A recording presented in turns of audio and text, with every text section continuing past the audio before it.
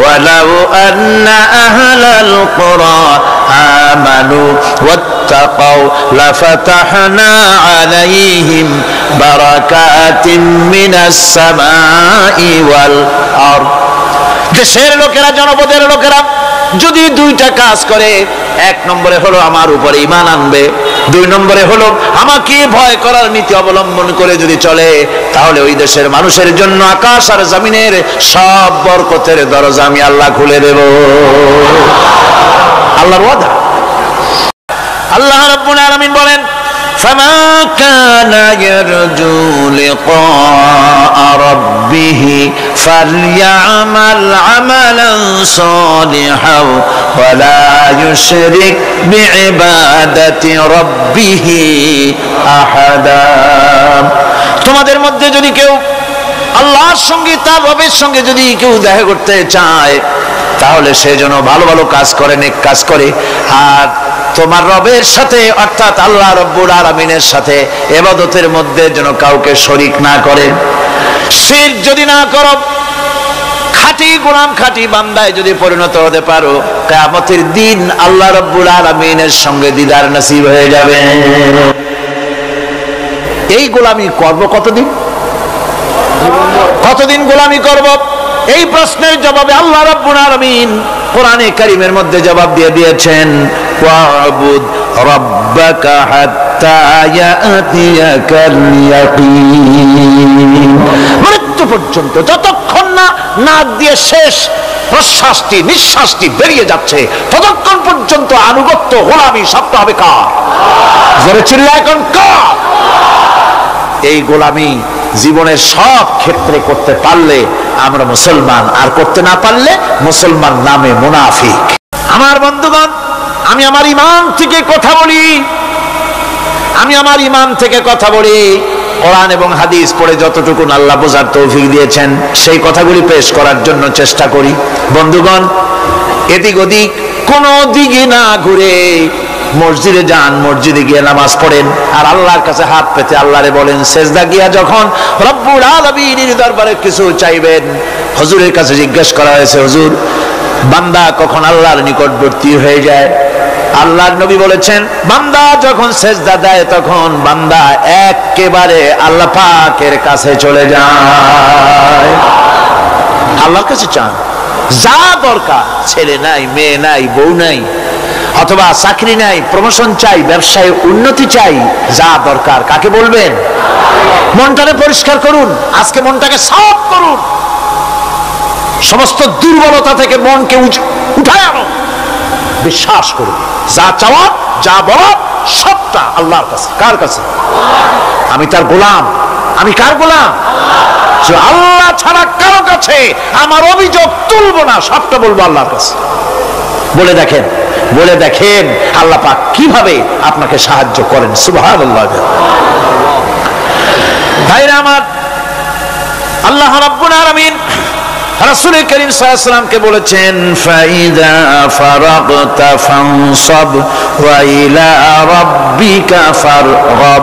যখন তুমি খালি হাত হয়ে যাবে, দাঁড়িয়ে যাবে এবং তোমার রবের কাছে মিনতি জানাবে, কিছু যখন থাকবে না, তোমার রবের কাছে দাঁড়ায় যাও আর তার কাছে মিনতি জানাও, তোমাকে আল্লাহ ভরপুর করে দিবেন।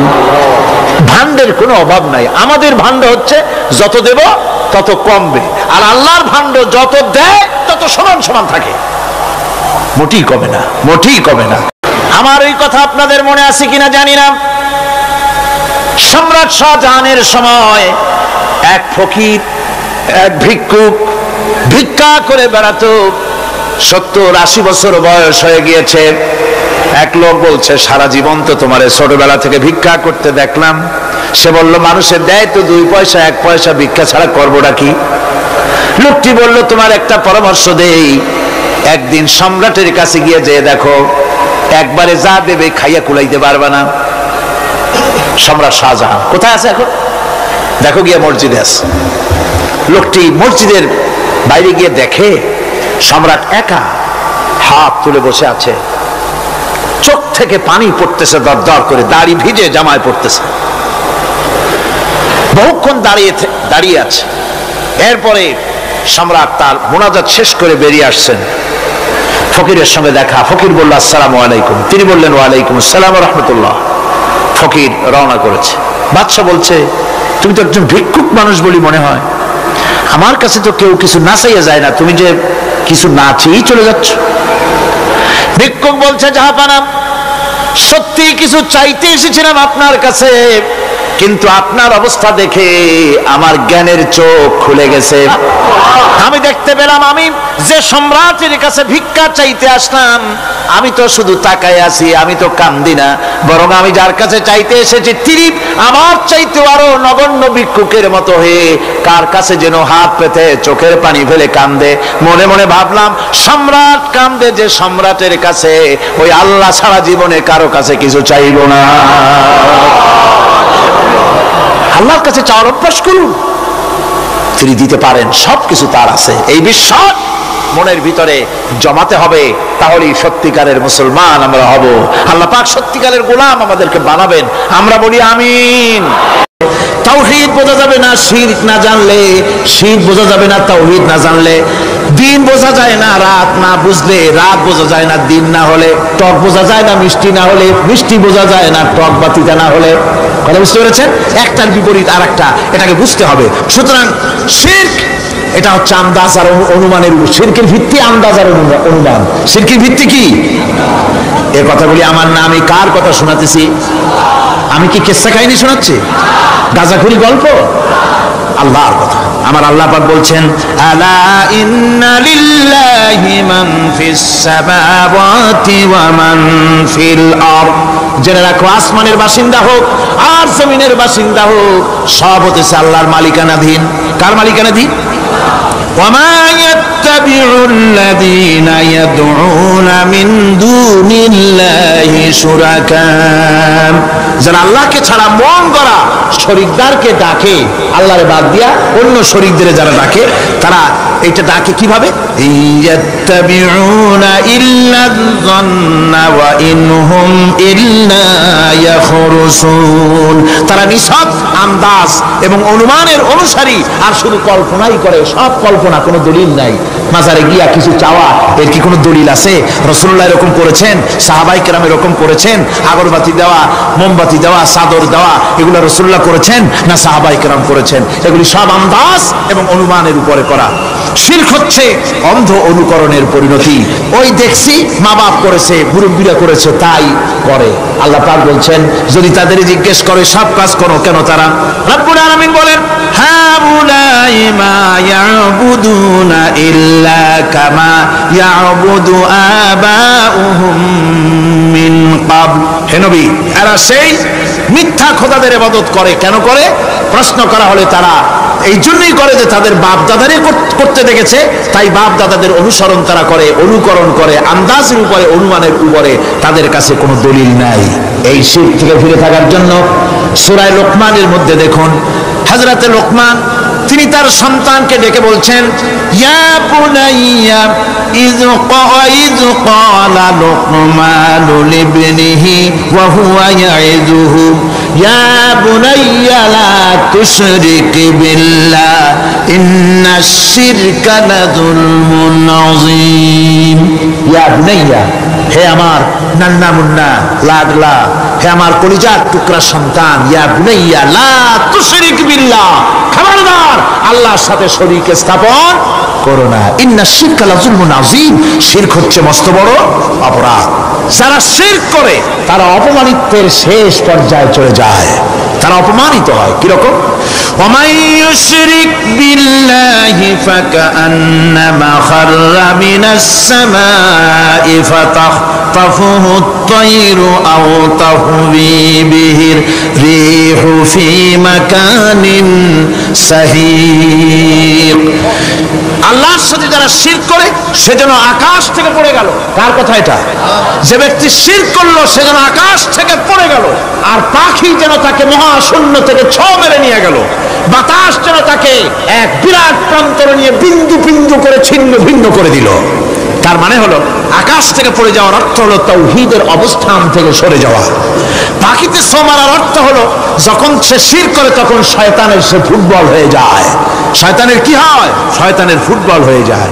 বাতাস উড়িয়ে নেওয়ার অর্থ হলো লালসা এবং নফসের প্রবৃত্তির ভিতরে লোকটি নিমজ্জিত হয়ে যায়।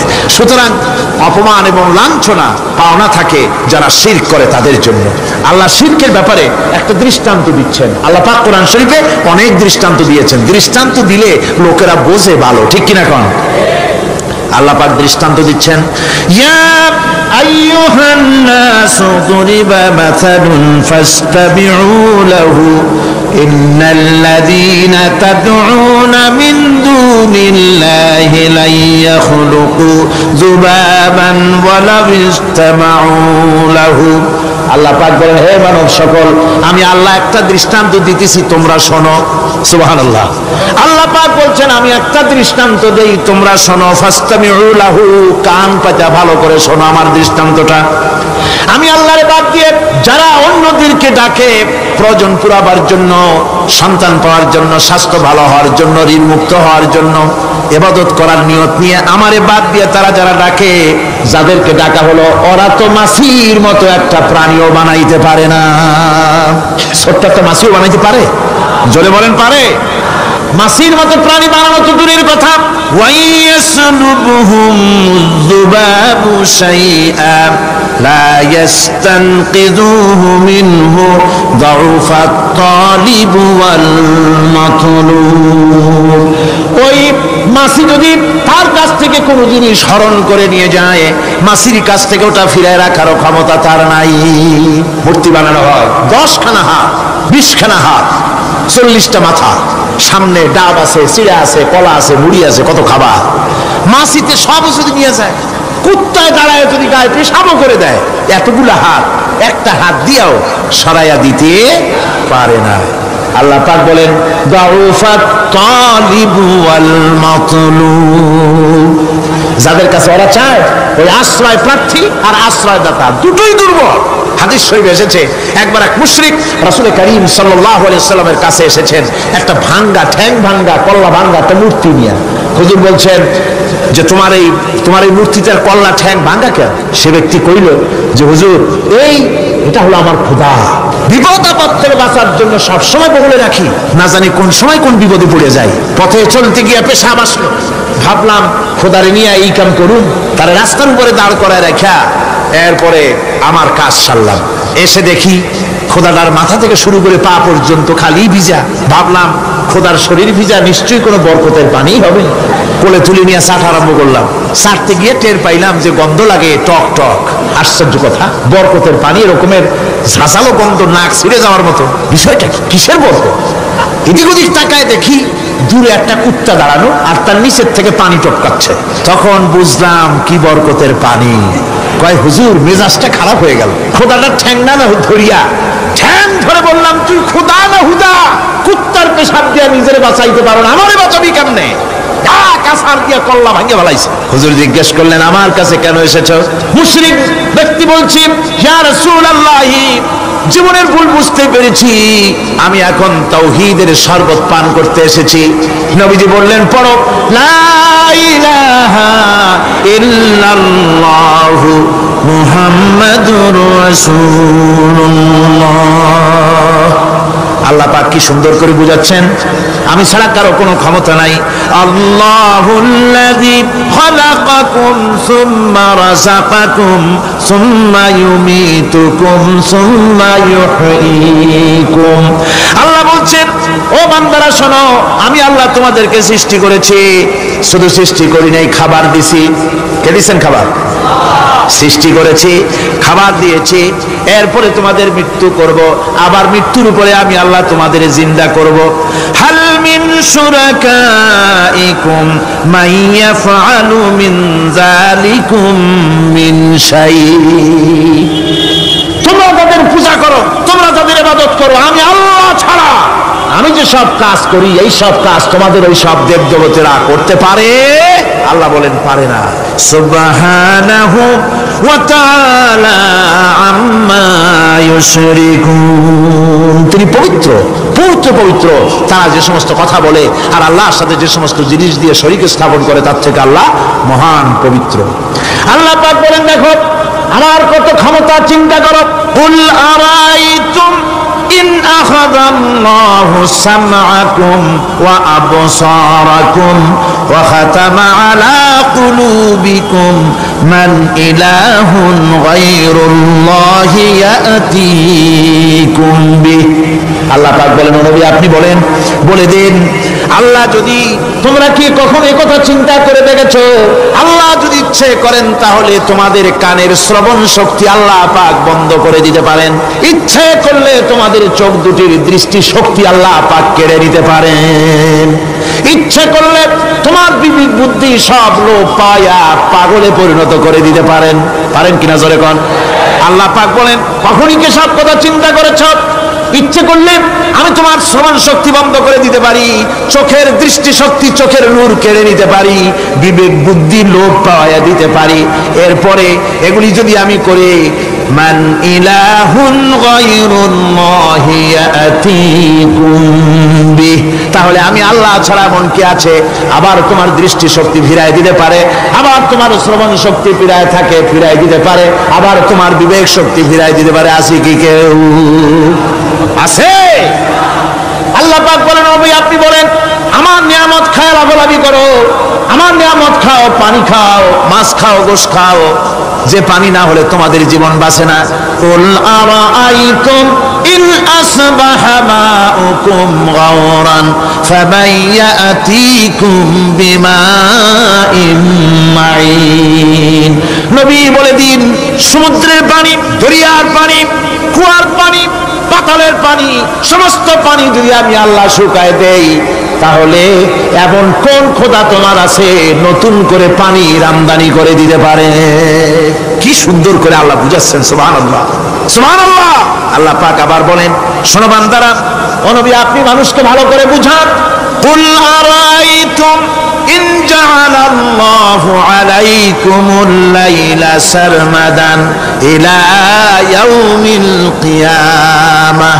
ও নবী ভালো করে বুঝান, আমি যদি এই রাত্রটাকে টেনে কিয়ামত পর্যন্ত লম্বা করে দেই, এই রাত যদি আর সকাল না হয়, মান ইলাহুন গায়রুল্লাহি ইয়াতিকুম বিদিয়া, আমি আল্লাহ ছাড়া কে আছে এই রাতের অন্ধকার দূর করে দিয়ে সূর্যের আলো এনে দিতে পারে? আছে কেউ? আফালা তাসমাউন, তোমরা শুনতে পাও না? কান নাই? আল্লাহ পাক বলছেন, শুনতে পাও না? ইচ্ছে করলে আমি তা করতে পারি। শুধু তাই নয়, কুল আরাইতুম ইন জাআলাল্লাহু আলাইকুমুন নাহারা সারমাদান ইলা ইয়াউমিল কিয়ামাহ, আমি যদি ইচ্ছে করি দিনটাকে টেনে নিয়ে কিয়ামত পর্যন্ত লম্বা করে দিতে পারি। মান ইলাহুন গায়রুল্লাহি ইয়াতিকুম বিলাইলিন তাসকুনুনা ফীহি আফালা তুবসিরুন, তাহলে আমি আল্লাহ ছাড়া কোন শক্তি এমন আছে যে দিনের এই আলোর ঝলকানি দূর করে দিয়ে রাতের পর্দা এনে তোমার জন্য শান্তির ঘুম এনে দিতে পারে, শান্তিপূর্ণ পরিবেশ সৃষ্টি করে দিতে পারে? কে আছে আমি আল্লাহ ছাড়া? তোমরা কি দেখতে পাও না? শুনতে পাও না? কান নাই? চোখ নাই? আল্লাহ পাক এভাবে করে মানুষকে সুন্দর করে করে শিরক থেকে বাঁচার জন্য বলছেন, সমস্ত ক্ষমতা হচ্ছে আমি আল্লাহর। সমস্ত ক্ষমতা কার? আল্লাহ পাক বলেন, এই শিরক যদি ছেড়ে না দাও, আমি ছাড়া অন্য কারো কাছে যদি সন্তান কামনা করো, স্বাস্থ্য কামনা করো, ঋণ মুক্তির কামনা করো, জেনে রাখো, কুল তামাত্তাউ ফাইন্না মাসীরাকুম ইলান নার। আল্লাহ পাক বলেন, নবীদের বলে দেন, ফুর্তি করো, খাও, জনমের মতো লুটে ফুটে খাও, এরপরে জায়গা হবে জাহান্নাম। জায়গা হবে কোথায়? শিরক যারা করে তাদের জায়গা হবে জাহান্নাম। আল্লাহ বলে দিয়েছেন, ইন্নাহু মান ইউশরিক বিল্লাহি ফাকাদ হারামাল্লাহু আলাইহিল জান্নাহ ওয়া মাওয়াহুন নার। যে ব্যক্তি শিরক করবে তার জন্য আল্লাহ পাক জান্নাতকে হারাম করে দিবেন। নাউজুবিল্লাহ, আল্লাহর জান্নাত হারাম, যারা শিরক করবে তাদের জন্য বেহেশত কি? হারাম। আমার বন্ধুগণ, বড় মারাত্মক কথা। খবরদার এই শিরক থেকে আমাদেরকে বাঁচতে হবে। আল্লাহ সব গুনাহ মাফ করবেন, শিরকের গুনাহ আল্লাহ পাক বলছেন ইন্নাল্লাহা লা ইয়াগফিরু আন ইউশরাকা বিহি ওয়া ইয়াগফিরু মা দুনা যালিকা লিমান ইয়াশা। আল্লাহ রাব্বুল আলামিন শিরকের গুনাহ মাফ করবেন না, সমস্ত গুনাহ মাফ হয়ে যাবে, শিরকের গুনাহ রব্বুল আলামিন মাফ করে দিবেন না। ওয়া মান ইউশরিক বিল্লাহি ফাকাদ ইফতারা ইসমান আযীমা। যারা শিরক করলো তারা আল্লাহর সাথে মিথ্যা আরোপ করলো, জুলম করলো আল্লাহর উপরে। জোরে কন্না উযবিল্লাহি মিন যালিক। ভাইরা আমার, সুতরাং আমাদেরকে ডাকতে হবে একমাত্র আল্লাহ পাককে। কাকে ডাকতে হবে? আল্লাহ পাককে ডাকতে হবে, তিনি আমাদের সমস্ত প্রয়োজন মিটিয়ে দিবেন। এই বিশ্বাস আছে তো? এই বিশ্বাস হয়েছে? আল্লাহ পাক বলছেন ওয়ালা তাদউ মিন দুনিল্লাহি মা লা ইয়ানফাউকা ওয়া লা ইয়াদুররুকা ফাইন ফাআলতা ফাইন্নাকা ইযাম মিনাজ জালিমিন। আল্লাহকে ছেড়ে এমন শক্তিকে কেন ডাকো যে শক্তি তোমার কোনো ফায়দা করতে পারবে না, কোনো ক্ষতিও করতে পারবে না, এমনকি ওরা নিজেদেরও কোনো উপকার করতে পারে না। আল্লাহ পাক আরো বলেন ওয়াইয়ামসাসকাল্লাহু বিদুররিন ফালা কাশিফা লাহু ইল্লা হুয়া। আল্লাহ পাক যদি কোনো বিপদ দেন, ওই বিপদ থেকে তোমাকে কেউ ফিরাইয়া দিতে পারে না। ওয়াইয়ুরিদিকা বিখাইরিন ফালা রাদ্দা লিফাদলি। আল্লাহ পাক যদি তোমার কোনো অনুগ্রহ করতে চান, তোমাকে যদি কোনো সাহায্য করতে চান, সেই সাহায্যের মুখেও তোমাকে কেউ প্রতিরোধ করে তুলতে পারে না, আল্লাহ সাহায্য ফিরাই দিতে পারে না। সুতরাং সবকিছুর মালিক হচ্ছেন আল্লাহ, চাইতে হবে আল্লাহর কাছে। বলুন তো জোরে সোরে, হায়াতের মালিক কে? সমস্ত মুসলমানদেরকে চিল্লায় বলতে হবে, দাঁড়ানো মানুষ, বসা মানুষ, সব মুসলমান একযোগে শরীরের সমস্ত শক্তি দিয়ে বলুন হায়াতের মালিক কে? মওতের মালিক কে? হাসাবার মালিক কে? কাঁদাবার মালিক কে? খেতে দেওয়ার মালিক কে? মৃত্যু দেওয়ার মালিক কে? সব কিছুর মালিক কে? আল্লাহ সুবহানাহু ওয়া তাআলা। তিনি হচ্ছেন একমাত্র আমাদের প্রভু। ওই আল্লাহ রাব্বুল আলামিন বলেন ওয়া'বুদুহু ওয়াশকুরু লাহু ইলাইহি তুরজাউন। ওই আল্লাহর ইবাদত করো, তার শুকর আদায় করো, তার দিকেই আমাদের সকলকেই ফিরে যেতে হবে। আমরা বিপদে পড়ি, মুসিবতে পড়ি, যে অবস্থায় থাকি আল্লাহ আমাদেরকে বাঁচান, রক্ষা করেন, এই বিশ্বাস আমাদের মনের মধ্যে সবসময় থাকতে হবে। আমরা ঝড়ের মধ্যে পড়ি, বৃষ্টির মধ্যে পড়ি, বিপদে পড়ি, যেখানেই থাকি, যত কষ্ট করি, সব জায়গায় আল্লাহ আমাদের হেফাজত করেন। কে করেন? হেফাজত। সুতরাং কোনো মাজারে নয়, কোনো কবরে নয়, আপনারা এর থেকে, এই সমস্ত শিরক এবং বেদাত থেকে আপনাদেরকে বাঁচতে হবে। আকাশ থেকে, জমিন থেকে খাদ্য, রিজেক, ভালো সবকিছু আল্লাহ পাক আমাদেরকে দেন। আইলাহুম্মা আল্লাহ, এই সমস্ত কাজে আল্লাহর কোনো শরীক নাই। আছে নাকি কোনো শরীক? যদি থাকে কুল হাতু বুরহানাকুম ইন কুনতুম সাদিকিন। যদি তোমাদের কোনো দলিল থাকে, যদি সত্যবাদী হও তোমাদের দাবিতে, তাহলে সেই দলিল তোমরা নিয়ে আসতে পারো। আমাদেরকে পরিষ্কারভাবে সবকিছু চাইতে হবে আল্লাহর কাছে। এই ঈমান আজকে পোক্তা হলো তো? জোরে বলেন, পোক্তা হলো? আমরা মোনাজাত করবো। এখন কি করব? মোনাজাত হবে। দাঁড়ানো ভাইরা বসেন, এক মুহূর্তের ভিতরে দাঁড়ানো ভাইরা বসে পড়ুন। আল্লাহর কাছে এখন আমরা চাইবো। আজকে জুমার রাত, আজকে কিসের রাত?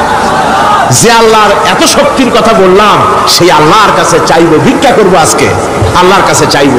আল্লাহর কাছে চাওয়া থেকে যারা মাহরুম হয় তাদের অবস্থা যে কত করুণ।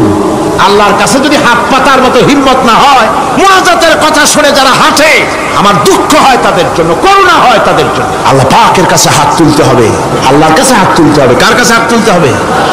আল্লাহর কাছে। এখন মোনাজাত হবে, দাঁড়ানো ভাইরা বসেন, কোন মুসলমান দাঁড়ানো থাকবেন না। সাহায্য আমরা প্রাণ ভরে চাইবো আল্লাহর কাছে। কার কাছে? একটি হাদিস আপনাদেরকে শোনাতে হয়।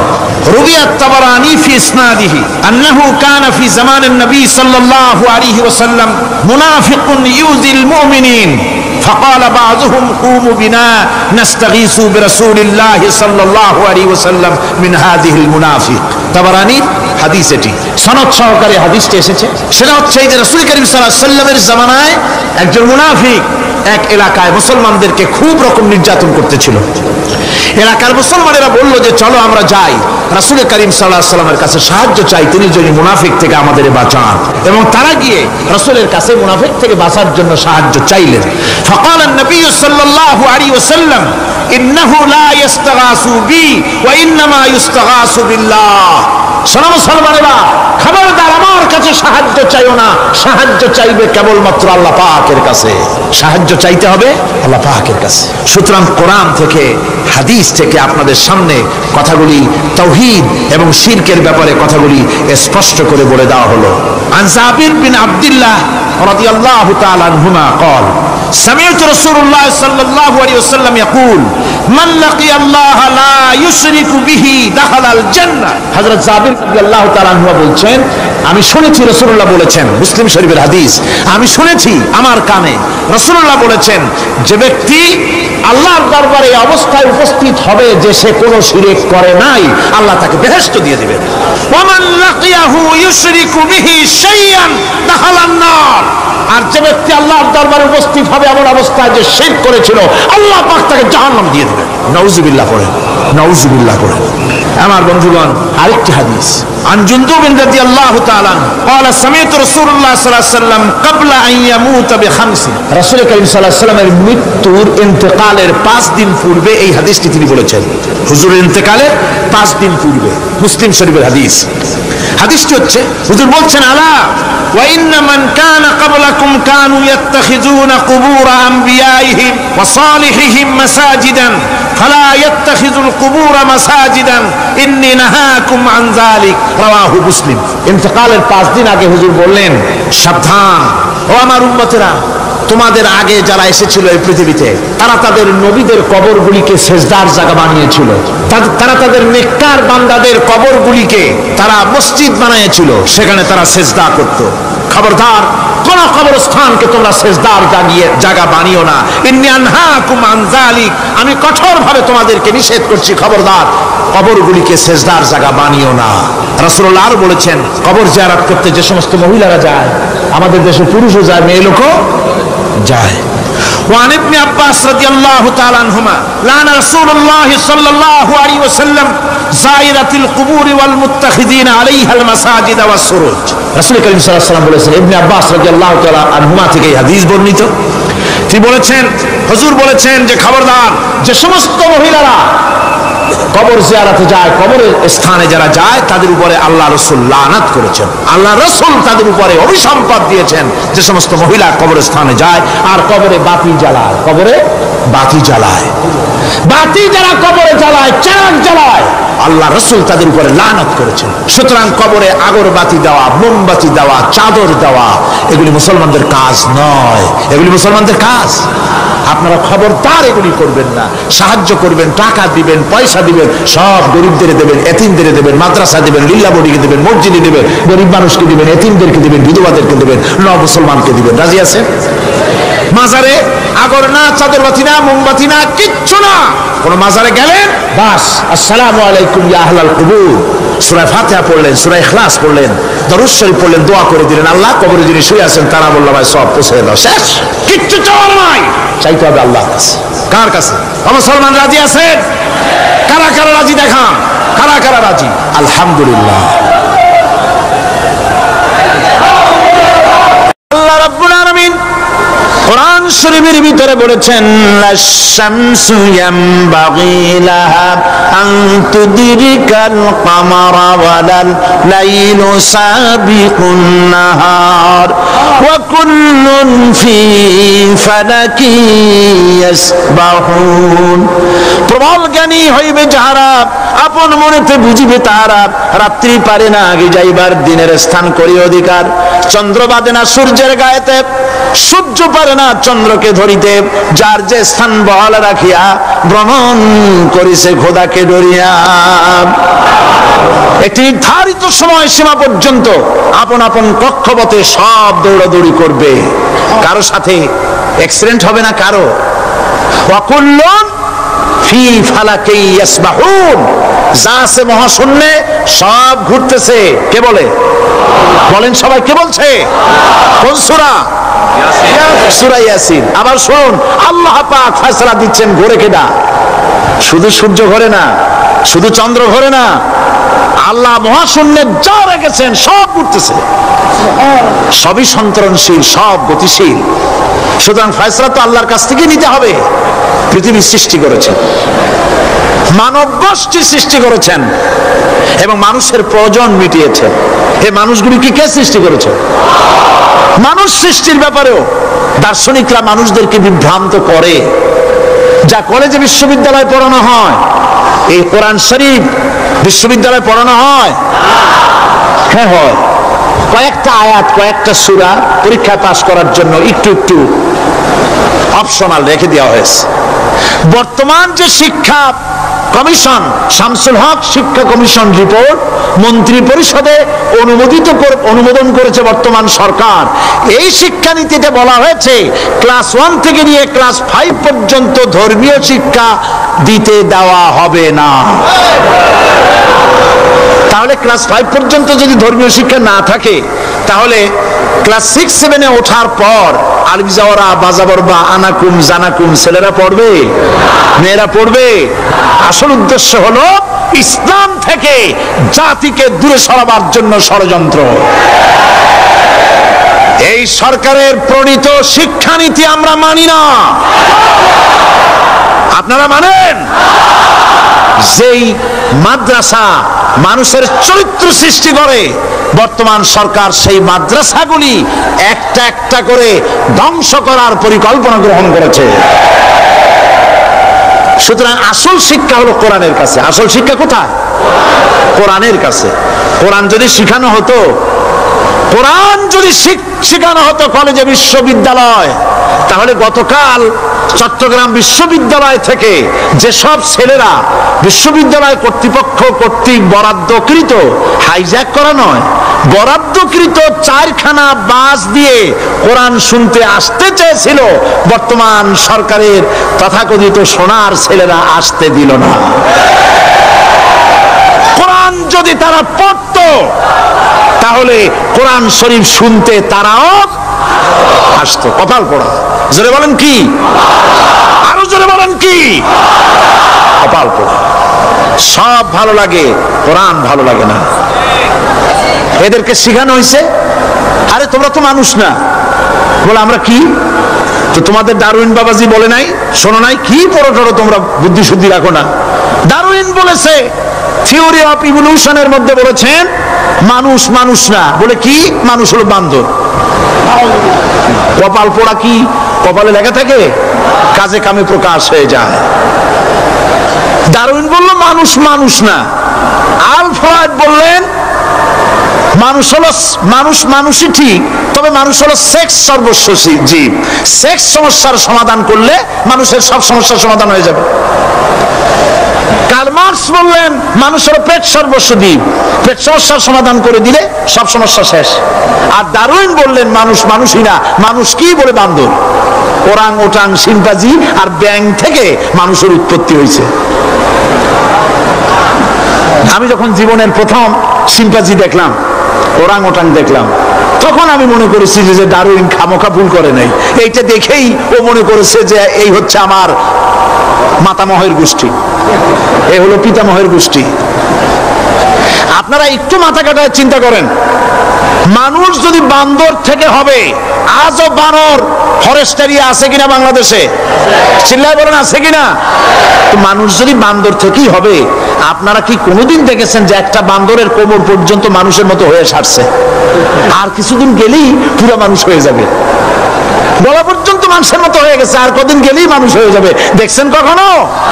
আচ্ছা আপনারা বলেন, পাবদা মাছ আপনারা চট্টগ্রামে কি বলেন? পাবদাই বলেন। পাবদা মাছ দেখতে কি মাছের মতো লাগে? বোয়াল মাছের মতো। কোন কোন পাগলে কি বলছে কথা যে বলের পূর্বপুরুষ পাবদা? পাবদাগুলি পুটি টুটি খাইয়া খাইয়া আস্তে আস্তে বল হয়ে গেছে, এ কথা কেউ বলে? আচ্ছা, শোলের যে ছোট সাইজ, শোল মাছ, গজাল মাছ, এর যে ছোট্ট সাইজ ভর্তা করে খায়, শুটকি বানায় খায়, ওগুলোর কি বলে? টাকি মাছ। এই টাকি মাছ দেখতে শোল মাছের মতো।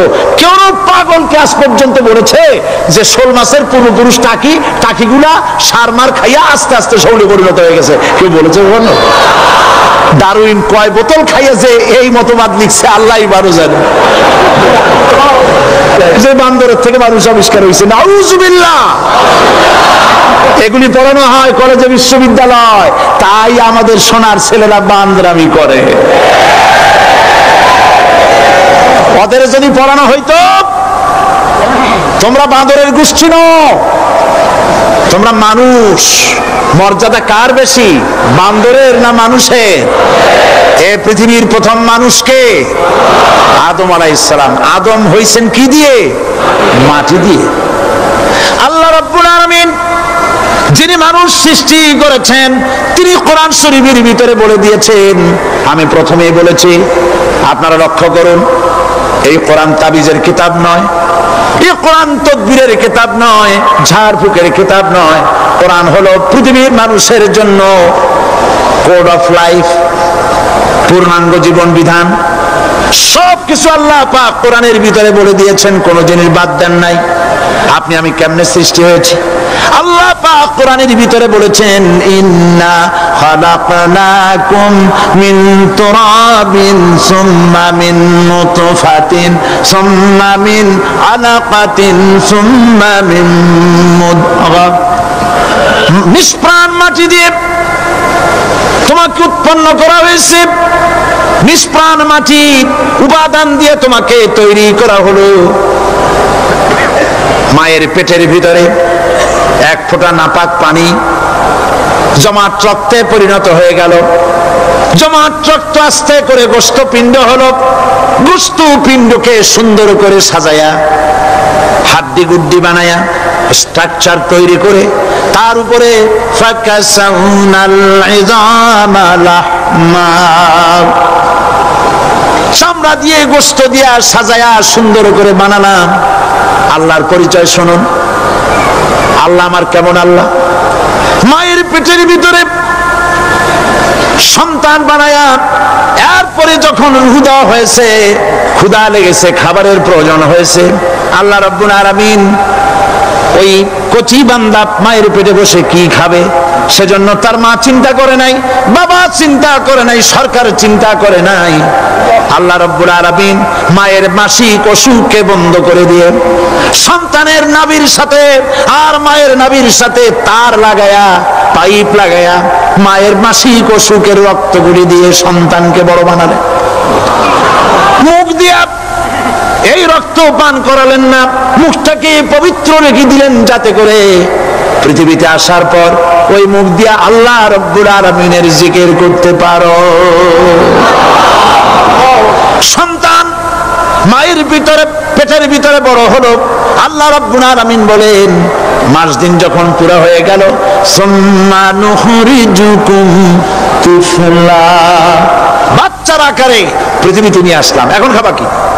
পৃথিবীতে যখন বাচ্চা এলো তখন তার পেটের সাথে যে সংযোগ ছিল মায়ের নাভির সাথে আর সন্তানের নাভির সাথে, সেই সংযোগ তার আর কি থাকলো?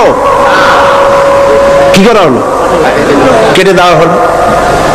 লক্ষ্য করুন, খাবারের জন্য একটি মাত্র পাইপ আল্লাহ লাগাইছিলেন, পৃথিবীতে সন্তান আসার সঙ্গে সঙ্গে পাইপটা কেটে দেওয়া হলো। এবার কি খাবে? আল্লাহ রাব্বুল আলামিন মায়ের বুক থেকে সন্তানের জন্য এবার সিঙ্গেল সিগন্যাল, তার জন্য সিঙ্গেল কোন লাইন যেটা ছিল কেটে দিয়া মায়ের বুক থেকে সন্তানের জন্য ডাবল লাইন আল্লাহ চালু করে দিলেন। এমন দুধ বানায় দিলেন যা শুধু খাবার নয়, শুধু ফুড ভ্যালু নয়, এই দুধের ভিতরে ক্যালসিয়াম, এর মধ্যে ভিটামিন, এর মধ্যে আয়রন, এর মধ্যে মেডিসিন, দুনিয়ার এই সন্তান ছিল ফি কারারিম মাকিন, সুরক্ষিত জায়গার ভিতরে ছিল, কোনো পলিউশন সেখানে যেতে পারতো না, রোগের জার্ম সেখানে যেতে পারতো না। দুনিয়ায় এলো দূষিত আবহাওয়ার ভিতরে। এই সন্তানকে এখনই অ্যান্টিবায়োটিক খাওয়ালে পরে অসুবিধা হবে। আল্লাহ রাব্বুল আলামিন মায়ের দুধের ভিতরে ঔষধ দিয়া রোগের প্রতিষেধক বানায়া দিলেন। এ হলো আমার আল্লাহ। এ আমার কে? আল্লাহ। জোরে বলেন আল্লাহ। আল্লাহ আল্লাহ রাব্বুল আলামিন মায়ের দুধ দিয়ে সন্তানকে বড় করলেন আর শোনায় দিলেন, খবরদার এই মায়ের সাথে, এই বাপের সাথে নাফরমানি করবি না। মা বাপের জন্য আমার কাছে দোয়া করবে, রব্বির হামহুমা কামা রাব্বায়ানি সগীরা। সবাই পড়েন আমার সাথে, রব্বির হামহুমা কামা রাব্বায়ানি সগীরা। আল্লাহ পাক শিখাই দিলেন বান্দারে আমার কাছে দোয়া করায়, আল্লাহ আমার মা বাপ আমাকে ছোটবেলায় যেভাবে স্নেহের কোলে লালন পালন করেছে, এইভাবে আমার মা বাপ তোমার রহমতের কোলে লালন পালন করো। মনে থাকবে ভাইরা? বলে মনে থাকবে? প্রত্যেক নামাজের পরে মা বাবার জন্য দোয়া করবেন, বেঁচে থাকুক আর মরে যাক, দোয়া করবেনই। মনে থাকবে? রব্বির হামহুমা কামা রাব্বায়ানি সগীরা। আবার পড়েন, রব্বির হামহুমা কামা রাব্বায়ানি সগীরা। আল্লাহ পাক মায়ের মর্যাদা এত বাড়াইছেন, সাহাবী প্রশ্ন করেছে, ইয়া রাসূলুল্লাহ খেদমত করব কার? হুজুর বলেন তোমার মায়ের, তারপরে কার? তোমার মায়ের, তারপরে কার? তোমার মায়ের, তারপরে কার? তোমার পিতার। বাপের চাইতে মায়ের মর্যাদা আল্লাহ 3 গুণ বাড়াইয়া দিলেন, 3 গুণ বৃদ্ধি করে দিলেন। হাদিস শরীফে এসেছে, হযরত আবী হুরায়রা রাদিয়াল্লাহু তাআলা আনহু রাসূলের কাছে এসে রাতের বেলায় কাঁদতেছিলেন। হুজুর প্রশ্ন করলেন, আবু হুরায়রা কাঁদো কেন? হযরত আবু হুরায়রা বলছেন, হুজুর মা আমাকে মেরেছে। তিনি প্রশ্ন করলেন, আচ্ছা মা তোমার মারলো কেন? তুমি কি কোনো বেয়াদবি করছো? তিনি বললেন না। তবে মারলো কেন? হযরত আবু হুরায়রা বলেন, ইয়া রাসূলুল্লাহ আপনার খেদমত থেকে বাড়ি ফিরতে আমার দেরি হয়ে গিয়েছিল। গভীর রাত্রে যখন বাড়ি গেছি, মা আমাকে প্রশ্ন করলেন, বাবা দেরি হলো কেন, কোথায় ছিলি? তাম পৃথিবীর মানুষ যেই কদম মোবারক চুমু দিতে পারলে ধন্য হয়ে যায়, সেই আখিরি জামানার পয়গম্বর নবী মুহাম্মদ রাসূলুল্লাহ সাল্লাল্লাহু আলাইহি সাল্লামের দরবার থেকে আসতে আমার দেরি হয়ে গেছে। ইয়া রাসূলুল্লাহ আমার মা আপনার নাম শুনে তার গা জ্বলে উঠলো, তিনি কাফের মুশরিকা। আপনার নাম শুনে অগ্নি শর্মা হয়ে আমাকে ধরে পিটানো আরম্ভ করলেন আর বললেন, আবু হুরায়রা হয় মুহাম্মদ সাল্লাল্লাহু আলাইহি সাল্লামের বাড়ি ছাড়বি, নইলে আমার বাড়ি ছাড়বি, কি করবি বল? মার খেতে খেতে আমি বললাম, মা তোমার গায়ে যত শক্তি আছে আমারে মারো, তোমার বাড়ি শুদ্ধ, তাম দুনিয়াটা ছেড়ে দিতে পারি, মুহাম্মদ রাসূলুল্লাহর কদম মোবারক ছেড়ে দিতে পারি না। হুজুর আমার মা গলা ধাক্কা মেরে আমাকে বের করে দিয়েছেন। হুজুর বলছেন, আবু হুরায়রা মা তোমাকে মেরেছে আর আমার কাছে নালিশ করছো, আমি তোমার মায়ের কোনো বিচার করতে পারবো না। সুবহানাল্লাহ। এত বড় পাওয়ারফুল নবী, শানওয়ালা, ইজ্জতওয়ালি, বরকতওয়ালি, এত বড় নবী বলছেন মা মেরেছে, আমার করার কিচ্ছু নাই। সুবহানাল্লাহ।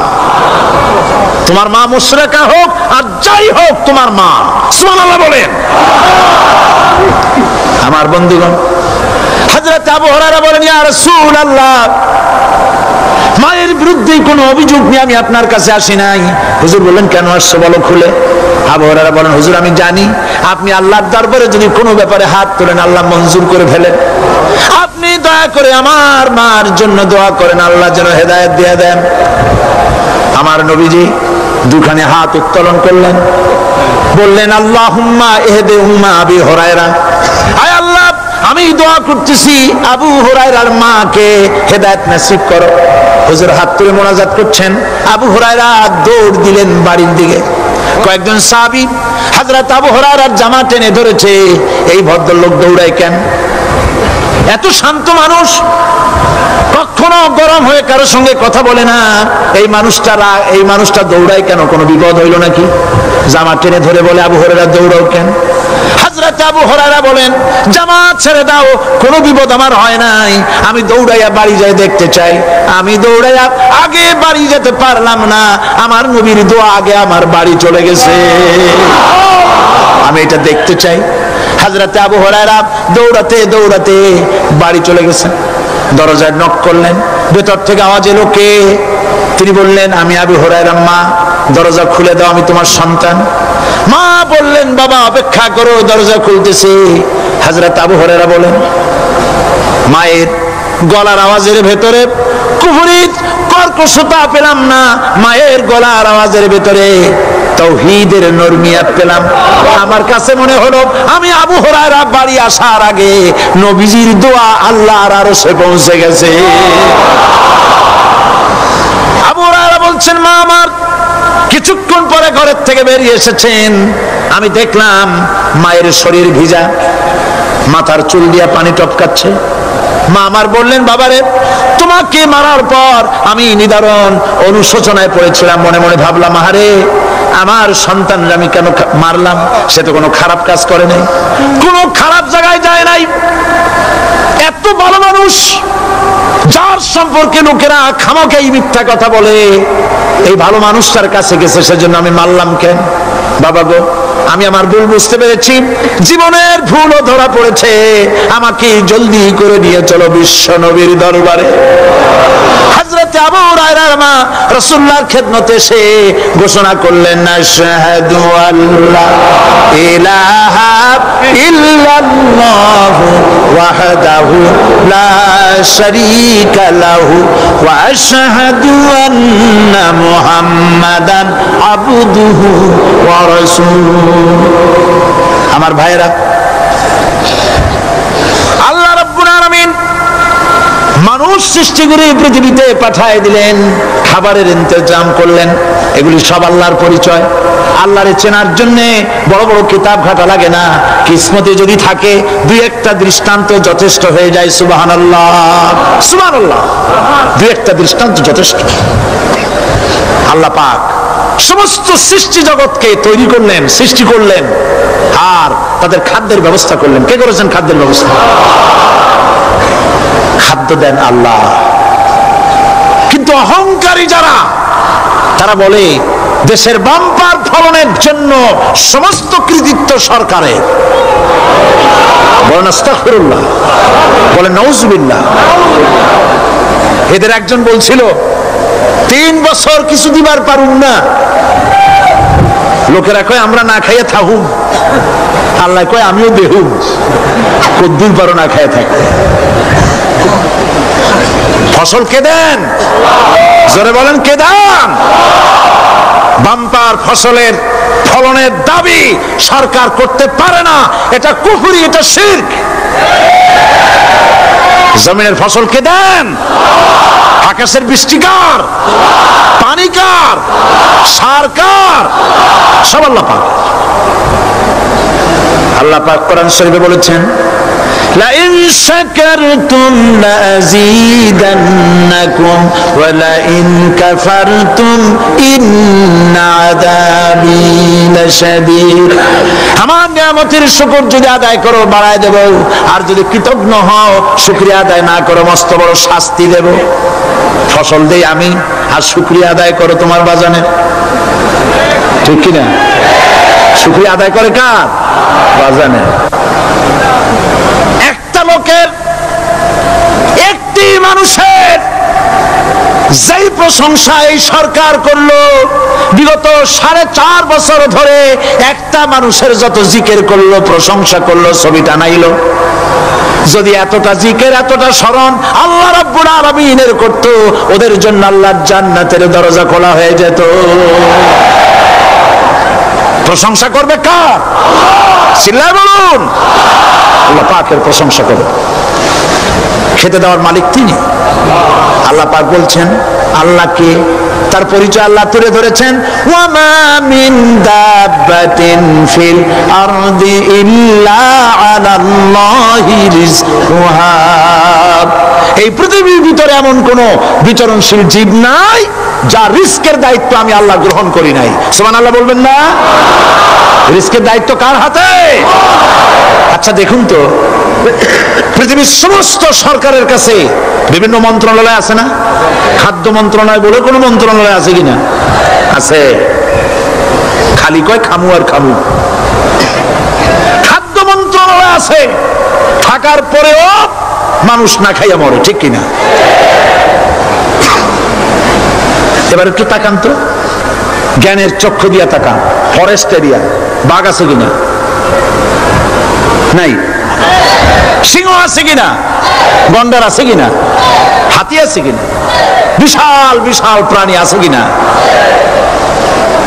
জঙ্গলে ছোট্ট প্রাণী থেকে, পোকা থেকে শুরু করে গন্ডার পর্যন্ত, টুনটুনি পাখি দিয়ে শুরু করে ঈগল পাখি পর্যন্ত, নদীর ভিতরে ছোট্ট চুনো পুঁটি থেকে শুরু করে তিমি মাছ পর্যন্ত। প্রাণী তত্ত্ববিদরা বলেছেন সমুদ্রের ভিতরে এমন এমন বড় বড় তিমি আছে যে একটা তিমির ওজন 5000 টন পর্যন্ত হয়ে যায়। 5000 টন তিমিটার ওজন। যখন বাচ্চা হয় তখন বাচ্চার দৈনিক দুধ লাগে 50 থেকে 60 মণ পর্যন্ত। কে ব্যবস্থা করে? রুহান ফেরেশতা। তো ওর মা যেমন, বাচ্চাও তো সেরকম হবে, ঠিক কিনা? কে দেয় খাবার? এবার দেখেন তো, আপনার দেশের এই জঙ্গলে কত হাতি আছে। হাতিরা মিছিল করে আসছে যে আল্লাহ আমাদের এখন আর খাইতে খাইতে দিতে পারে না, বাংলাদেশের গভর্নমেন্ট কিছু দাও। আসছে না, খাইয়া ক্ষুধার জ্বালায় হাতি মরেছে, বাঘ মরেছে, সিংহ মরেছে। এর কোন দৃষ্টান্ত আছে? ক্ষুধার জ্বালায় আকাশের উড়ন্ত পাখিরা ছটফট করে মারা গেছে, দৃষ্টান্ত আছে? নদীর মাছেরা ক্ষুধার জ্বালায় ভেসে উঠেছে, না খাইয়া মরে গেছে, দৃষ্টান্ত আছে? মহান আল্লাহ রাব্বুল আলামিন কোরআন শরীফের ভিতরে বলেছেন অনেক প্রাণী এমন আছে যারা তাদের খাদ্যকে সঞ্চয় করে না, খাদ্যকে জমা করে না, আহরণ করে না। সকালবেলায় একটা খাবার খেলো, দুপুরে কি খাবে তার জানা নাই। শকুন পৃথিবীর মাঝি থেকে 3 মাইল উপরে ওড়ে, তার চোখকে আল্লাহ পাক এত তীক্ষ্ণ বানিয়ে দিয়েছেন, এই চট্টগ্রামের কোথায় মরা গরু আছে 3 মাইল উপর দিয়ে দেখতে পায়।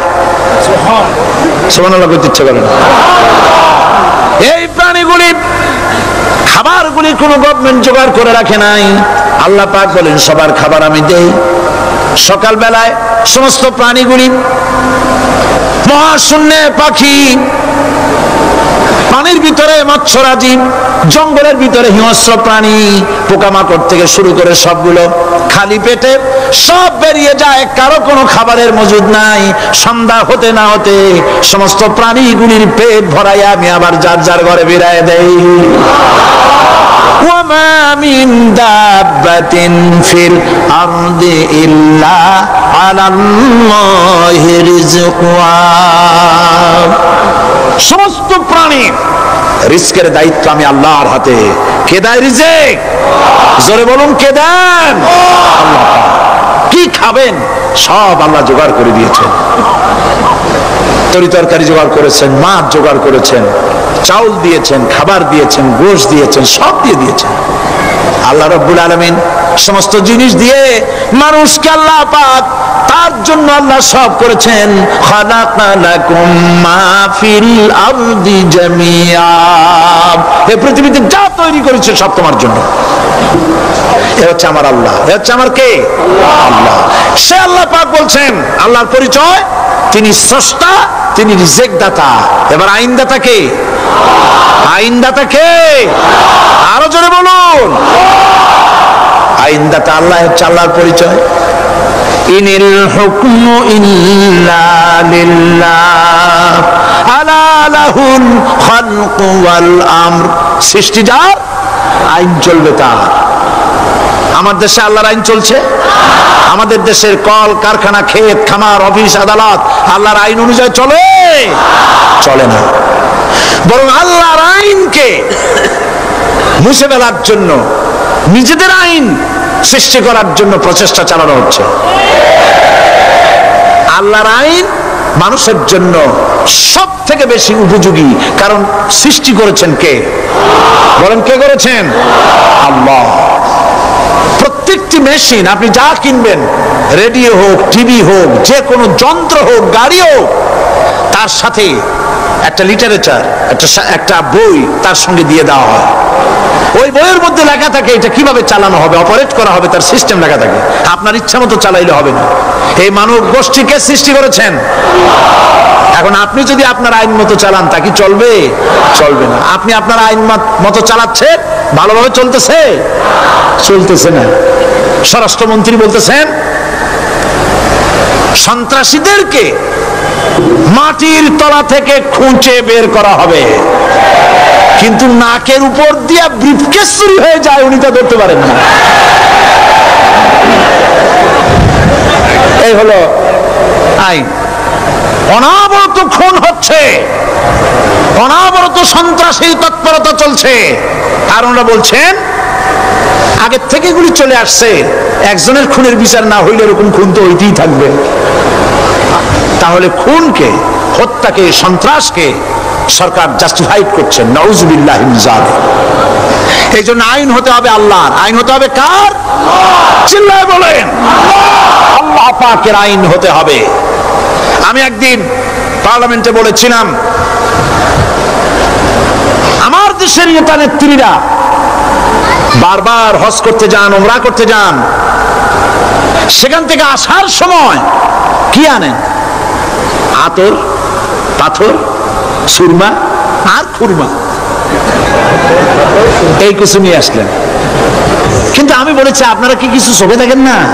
পার্লামেন্টে এইভাবে বক্তৃতা করেছে, কিছু চোখে দেখেন না? আমি প্রশ্ন করে আমি এবার জবাব দিচ্ছি। আপনারা যারা হজ করতে যান, উমরা করতে যান, হজের কথাই ধরি, এই হজ করতে যখন যান তখন মুজদালিফায় একটা রাত কাটাইতে হয়। সেটা কোন দিন? ইয়মে আরাফার পরের দিন।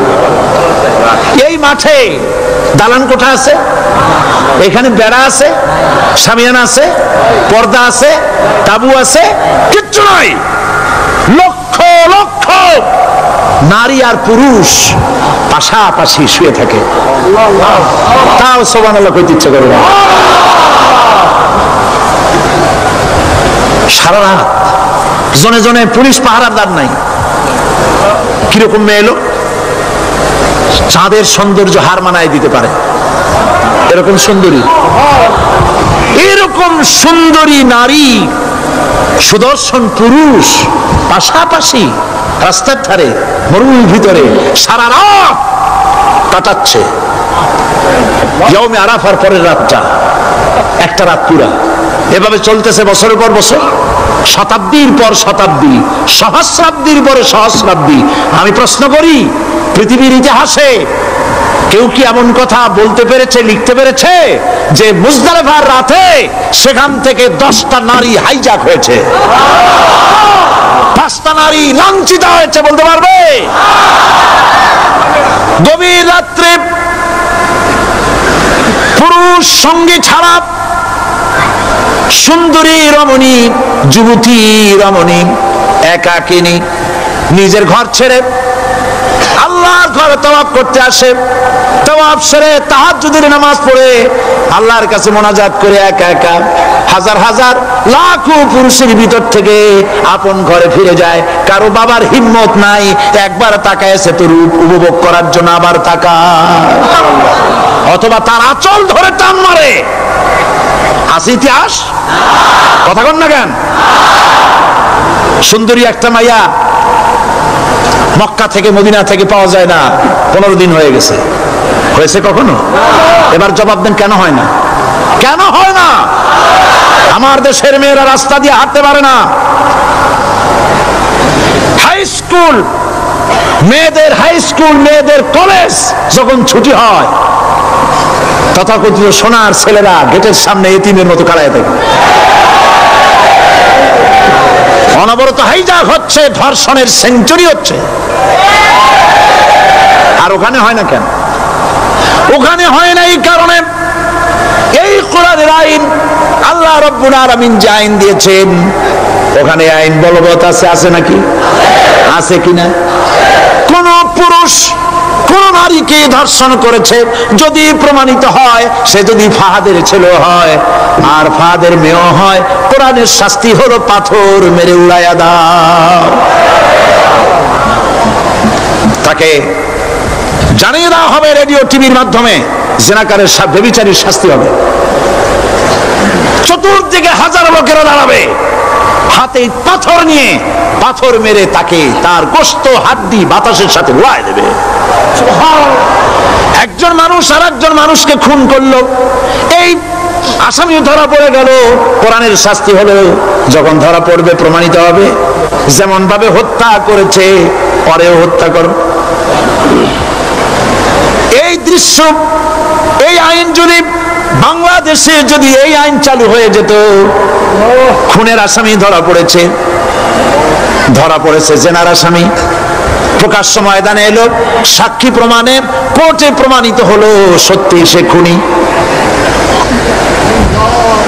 এই বিশাল আউটার স্টেডিয়ামের মাঝখানে খুনি কি দাঁড় করাও, চতুর্দিকে হাজারো লাখো মানুষ থাকুক, রেডিও টিভির ক্যামেরা কার্যকর হবে, পত্র পত্রিকার সাংবাদিকরা আসবে, তরবারির এক আঘাতে খুনির কল্লাটা উড়ায় দাও, দেহটা নিঃসাড় হয়ে জমিনে পড়ে যাবে।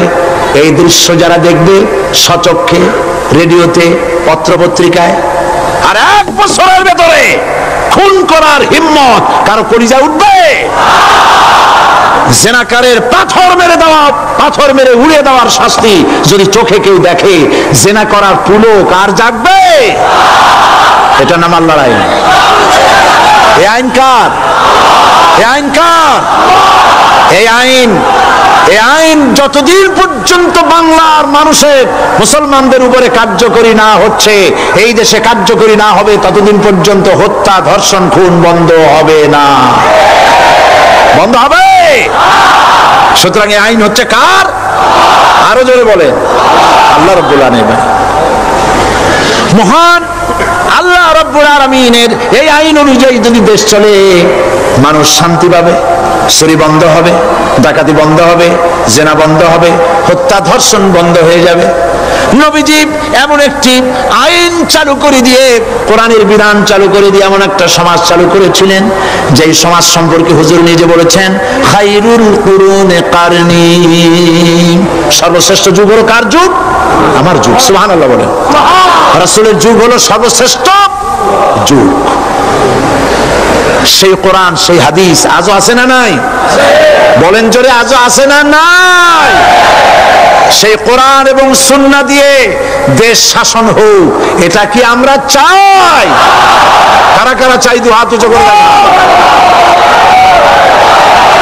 রব্বানা যালামনা أنفسنا وإن لم تغفر لنا وترحمنا لنكونن من الخاسرين ربنا لا تزغ قلوبنا بعد إذ هديتنا وهب لنا من لدنك رحمة إنك أنت الوهاب ربنا فاغفر لنا ذنوبنا وكفر عنا سيئاتنا وتوفنا مع الأبرار ربنا وآتنا ما وعدتنا على رسلك ولا تخزنا يوم القيامة إنك لا تخلف الميعاد أي الله ربنا العالمين বিশাল এই জনতা নিয়ে তোমার দরবারে হাত তুলেছি রব্বুল আলামিন। কোরআনে কারীমের মাহফিল বড় আশা করে হাত তুলেছি, মেহেরবানি করে আলোচনার সওয়াব রাসূল করিম